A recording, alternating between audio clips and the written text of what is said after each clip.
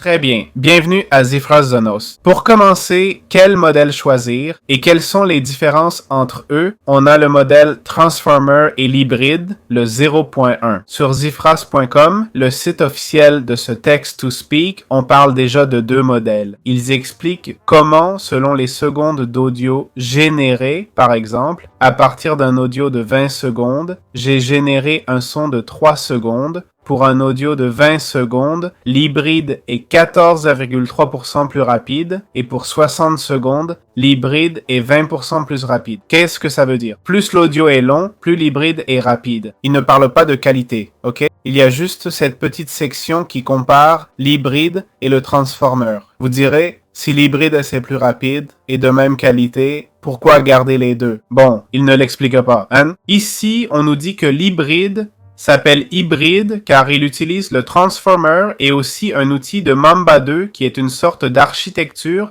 qui permet d'avoir moins de poids et moins d'attention au bloc pour un traitement plus rapide, ok? Il donne plus de détails sur l'architecture, sa structure et son entraînement. D'accord? C'est assez intéressant. Ils expliquent que les modèles 0.1 sont entraînés à prédire des séquences audio avec du texte et des tokens audio. Les tokens sont calculés à partir d'ondes vocales brutes en utilisant le codec audio DAC Auto Encoder. C'est un auto-encodeur à haut débit qui donne au modèle un plafond de qualité au prix d'une prédiction plus difficile et nécessitant plus de tokens par seconde. Bon, c'est évident, non? Ils expliquent l'entraînement et tout. Si ça nous intéresse, on peut le lire. C'est sur cifra.com, le site officiel. Voilà la différence entre les modèles. Très bien. Après le choix du modèle et l'écriture du prompt, on a la langue ici. On peut choisir la langue et le truc cool, c'est qu'il y en a un paquet. Évidemment, chacune a son abréviation. C'est pour ça qu'on voit AF,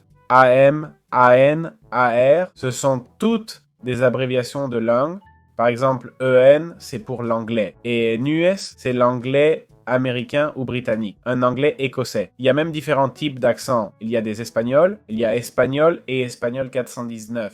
Faudrait voir ce que ça veut dire. On a plein d'abréviations pour plein de langues différentes. On a même le russe. On a vraiment beaucoup de langues. Assurez-vous que le prompt et le code sont dans la bonne langue, donc on peut choisir. Bien, dans le text-to-speech de Sonos, on a un paramètre en Hertz. C'est le Hertz lié à la qualité audio. Je vais générer un audio. Ah, j'avais les émotions activées. Je dois recommencer. Pour désactiver, on clique ici. Je vais générer un audio. Pourquoi tu ne réponds pas maintenant? Voilà, il l'a généré. Actuellement, c'est 24 000 Hz. Je baisse à 5 000 et je génère. Pourquoi tu ne réponds pas maintenant? Vous entendez la baisse de qualité? Ça sonne un peu en boîte, non? C'est l'effet des Hertz. La qualité max qu'on a, c'est 24 000 Hz. C'est la qualité sonore. À mon avis, c'est peu. Ok? Je pense que c'est peu. C'est suffisant, mais c'est peu.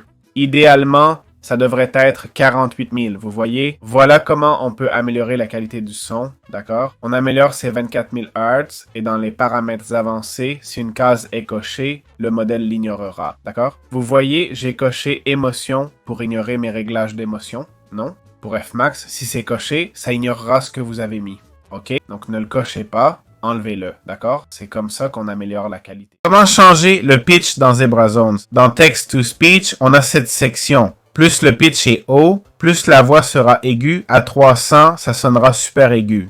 Attention, ça ne va pas répondre tout de suite. Et si je le baisse à 0, je vais le mettre à 0. 0 n'est pas unitaire. Voyons le résultat. Pourquoi tu ne réponds pas maintenant? Pas mal. Voix grave. Moins de pitch, plus grave. Plus de pitch, plus aigu. Quel est le problème? Ça ne va pas répondre tout de suite. Le problème est la section Pitch STD. C'est le nom du paramètre dans la section des cases où on sélectionne une case. Le modèle ignorera ce qu'on a mis si on active le pitch STD. Le pitch ne s'entendra plus. À 300, ça passera sans filtre et fera ce qu'il veut.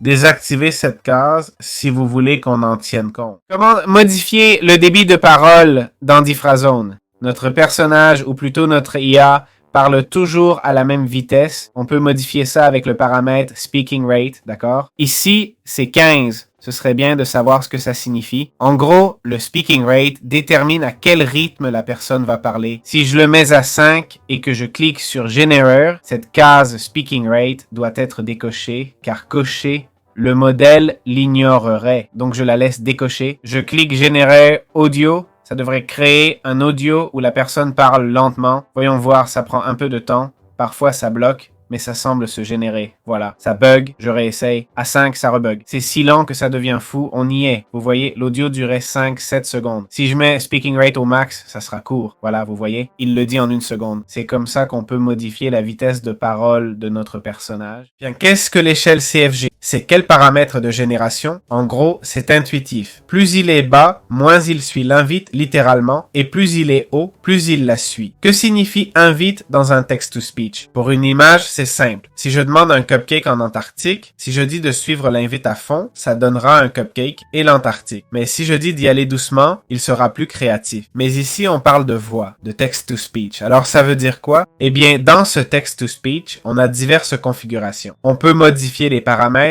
comme ajuster plus ou moins la hauteur, ou modifier plus ou moins le débit de parole, la vitesse d'élocution. On peut plus ou moins modifier les émotions de la personne. Donc, en théorie, plus c'est haut, plus il nous écoutera. Là, je l'ai mis sur colère. Je lui dis de suivre mes émotions. Théoriquement, mon audio devrait maintenant être super énervé. Que va-t-il se passer? Sans espace pour la créativité et pour connecter les idées, en suivant un code préétabli, pas littéralement, mais pour comprendre. Si le chemin est droit, on ne peut pas dévier. Vous comprenez? S'il y a un tronc, mais qu'on doit aller droit, le tronc reste là. Avec de la créativité, on pourrait contourner et être plus efficace. Eh bien, l'audio fonctionne un peu comme ça. Si je trouve un truc qui sature ou dégrade le son en chemin, comme vous ne m'avez pas donné assez de créativité ni de pouvoir pour le modifier, ça va rester tel quel. Donc, bien sûr, on pourrait dire que si je le laisse à 5 pour avoir un contrôle total, je génère l'audio et peut-être, sans raison, je vais créer un son complètement saturé. Cette fois, c'était parfait, mais ça n'aurait pas dû l'être. Par contre, si je mets 1, là, c'était parfait. Ça sonnait en colère et tout. Si je mets 1, j'ai même une erreur. Regardez, il dit qu'il ne supporte pas l'échelle 1. Je vais l'augmenter un peu. À partir de combien? Voilà, c'est essentiellement ce que fait l'échelle CFG. Et voilà, ça a planté. Donc voilà, ne le mettez pas à 1. Très bien. Que fait la section Novel AI Unified Sample? En gros, quand les paramètres sont à 0, ils sont désactivés. Il y a peu d'infos, mais c'est la théorie. Ici, on peut choisir combien de fois l'IA vérifie les mots. C'est technique. C'est un peu bizarre, mais ça améliore la cohérence et la fluidité des résultats. Comme c'est par défaut, c'est déjà bien. Cette première partie, comme vous voyez, indique linéaire. Une valeur plus haute rend le résultat moins aléatoire. Confiance. Une valeur plus basse rend les sorties encore plus aléatoires. Et quadratique indique les valeurs hautes. En gros, on configure ici si on veut de l'aléatoire ou non. Et quadratique, c'est littéralement élevé au carré. En gros, tu veux que ces probabilités soient encore plus probables. Donc, tu utilises le quadratique. En fait, tu n'aurais jamais à toucher au quadratique, sauf si tu voulais plus ou moins de probabilité. C'est pour ça qu'on l'appelle quadratique. Ensuite, on a le legacy sampling qui comprend le top P, le minim K et le minim P. En gros, le top P ne choisit que les mots dans un certain seuil de possibilités. Le K fait réfléchir le modèle sur le nombre d'options à générer avant de décider. Et le minim P définit le nombre minimal de générations avant de prendre une décision. C'est super technique, je vous préviens. En théorie, laisser par défaut, comme c'est le cas, ça marche bien. Mais bon, c'est bien de vous expliquer aussi un peu plus comment ça fonctionne. Très bien. Et comment modifier les émotions de notre synthèse vocale dans Zibratonos? En gros, on peut le rendre plus triste, plus joyeux ou plus surpris. Essayons joyeux et surpris. Voyons le résultat. Je ne conseille pas de tout mettre à 0, d'accord? Par défaut, je crois que c'est à 0,005. Laissons-le à 0,005 pour garder un peu d'aléatoire, comme on a dit. On va le régler comme ça, d'accord? Il faut décocher cette case, car comme vous voyez, il est écrit si on coche, on ignore cette variable et on veut qu'il l'ait. Voyons ce que ça donne. Zonos utilise eSpeak pour la synthèse vocale. Il m'a posé une question un peu inattendue, mais plus ou moins, je suis encore surpris, mais la joie n'est pas très bien rendue. Bon.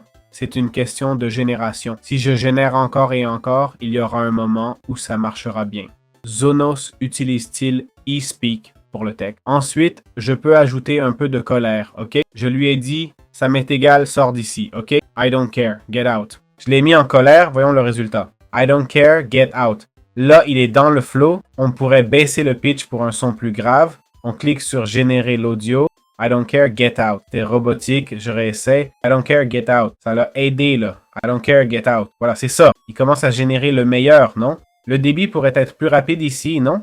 Vu qu'on parle agressivement, parler plus vite serait mieux, non? Améliorer le débit peut être intéressant. Faut y penser. Car si je le mets en colère mais lent, le gars aura l'air, je ne dirai pas comment, mais plus ailleurs qu'ici, non? Voilà comment modifier les émotions.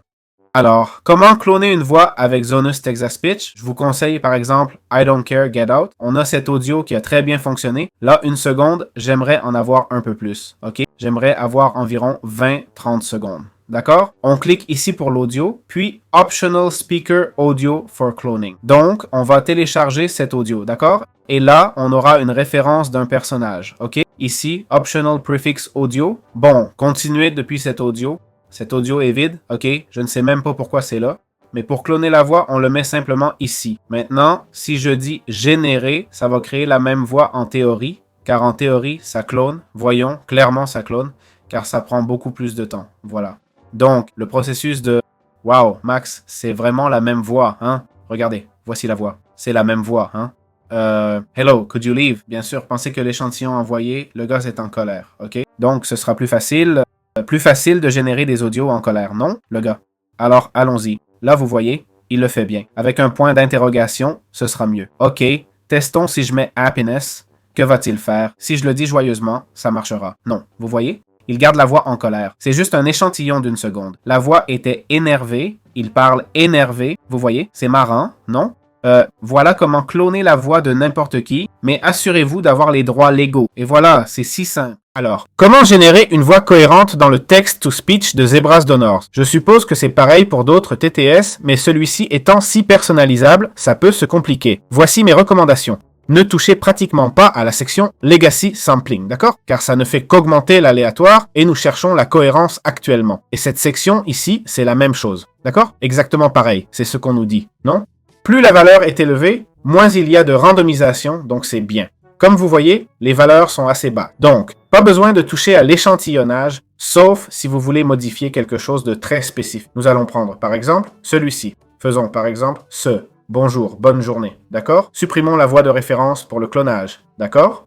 Nous choisirons la langue correctement. On va mettre les hertz au max pour une qualité optimale. Comme on expérimente sans voix à cloner, on met le CFG Scale à 2 pour plus de créativité. On peut ajuster le pitch selon qu'on veut une voix aiguë ou grave. Pour le débit, vu qu'on fait un truc calme comme « Bonjour, bonne journée », on soigne la ponctuation, ok? Gifrazonos lit super bien, même un point d'exclamation sur bonjour. Bonjour, bonne journée, ça peut être une bonne idée, non? Il gère bien les virgules, tu vois? Si je mets une virgule entre vraiment et bonne, ça passe, ok? Tiens, si je mets passer une très bonne journée avec une virgule, on verra. Pour avoir un espace entre très et bonne journée, par exemple. Ensuite, cette section ici, cette case où on peut configurer pour ignorer certains paramètres qu'on a définis. Pour l'instant, c'est désactivé et on est en plein bonheur. Peut-être même un peu de surprise, ok? Neutre, rien, c'est bon, ok?